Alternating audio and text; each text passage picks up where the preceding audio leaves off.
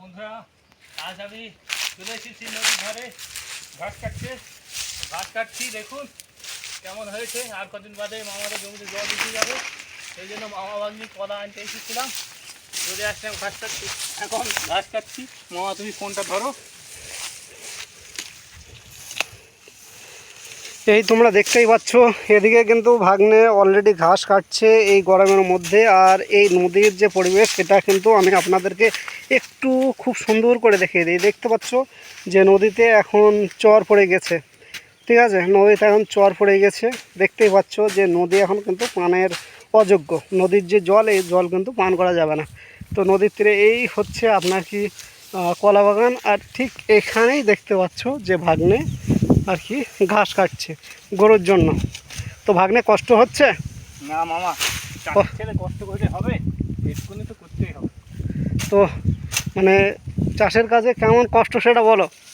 চাষের কাজে কেউ যেন আমার মতো মাঠে চাষ না করতে আসে, বরঞ্চ বাড়ি বসে থাকলে এসি ঘরে বসে থাকা অনেক ভালো চাষ করার থেকে। তো পড়াশোনা করা চাষের মধ্যে তফাৎটা যদি একটু বলো, সবাই যারা এখন পড়াশোনা করছে তারা বুঝবে। পড়াশোনা করলে চেহারা ভালো থাকে, আর চাষ পেলে চেহারা বিকার হয়ে যায়।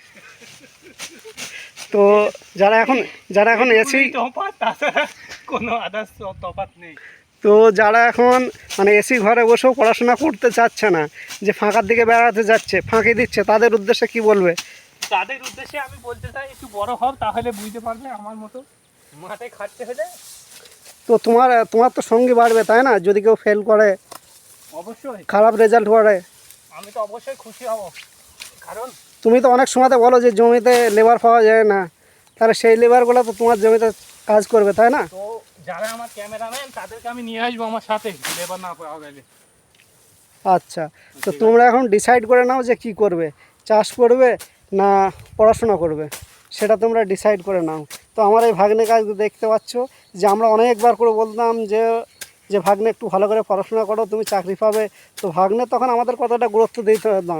আজকে কি হয়েছে যে ভাগ্নেকে বাড়ি থেকে গরু কিনে দিয়েছে, আজকে গরুর জন্য ঘাস কেটে বেড়াচ্ছে, গরু চড়িয়ে বেড়াচ্ছে, এই হচ্ছে অবস্থা। তো দেখুন, আজকে আপনারা যদি ফাঁকে দেন, সেটা কিন্তু পরবর্তীতে নিজেই ফাঁকে পড়বেন।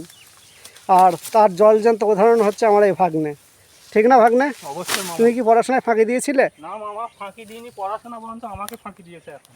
আচ্ছা, পড়াশোনা তোমাকে ফাঁকি দিয়েছে। হ্যাঁ। এখন চাইলেও আর পড়াশোনা করতে পারবে তুমি?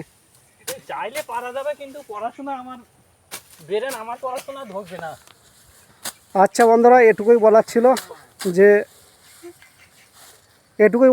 তো আজকে কিছু বলার নেই। এই গরমে আর ঘাস কাটতে পারছি না। এই ভিডিওটি এ পর্যন্ত, আপনারা এখন ধন্যবাদ। তো আজকে এটুকুই বলার ছিল, যদি এইভাবে কাজ করতে না চান, তাহলে একটু ছায়ায় বসে পড়াশোনা করার চেষ্টা করুন। ধন্যবাদ। আজকে আপনাদের জীবনটা ভাগ্নের মধ্যে না হয়ে যাক, এটুকুই বলার ছিল।